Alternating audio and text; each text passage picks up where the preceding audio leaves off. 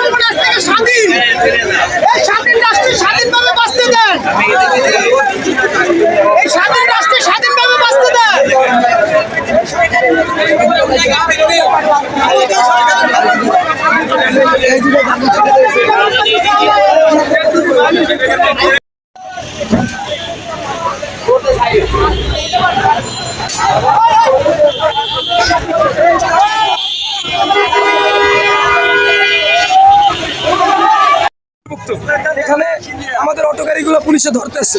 আমাদের আগে আইন ছিল যে মহাসড়ক, অর্থাৎ মহাসড়কে যদি আমরা উঠি আইনের ধারা অনুসারে সেটা ডাম্পিং দিবে এবং 7 দিন পর ফেরত দিবে।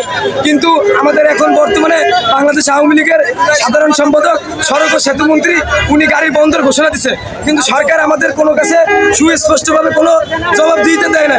অর্থাৎ আমাদের যে হাজার হাজার কোটি টাকার সম্পদ, এই সম্পদগুলো তারা বাজেয়াপ্ত করবে, তারা কি আমাদের টাকা পয়সা ভর্তুকি হিসেবে দেবে কিনা তারও কোনো ইঙ্গিত করে নাই, এবং আমাদের এই সম্পদগুলোতে নিয়ে যাবে পরবর্তীতে দেবে কিনা তারও কোনো সন্দেহ নাই। আমরা ঢাকা শহরে প্রায় 15 লক্ষ মানুষ এই অটোর উপরে জীবিকা নির্বাহ করে থাকি। তাহলে আপনি ধরেন যদি কম হলে আমরা 10 লক্ষ মানুষ যদি জীবিকা নির্বাহ করে থাকি, 4 কোটি মানুষ আমাদের উপরে নির্ভরশীল।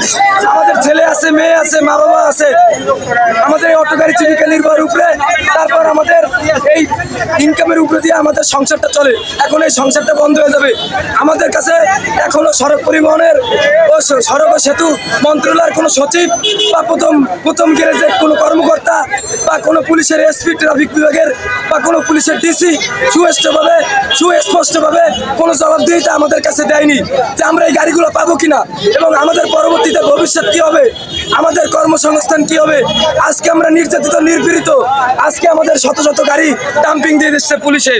তাই বাংলার 18 কোটি জনগণের কাছে বলতে চাই, ঢাকা উত্তর এবং দক্ষিণ সিটিতে প্রায় 10 লক্ষ মানুষ, 10 লক্ষ মানুষ কর্মসংস্থানে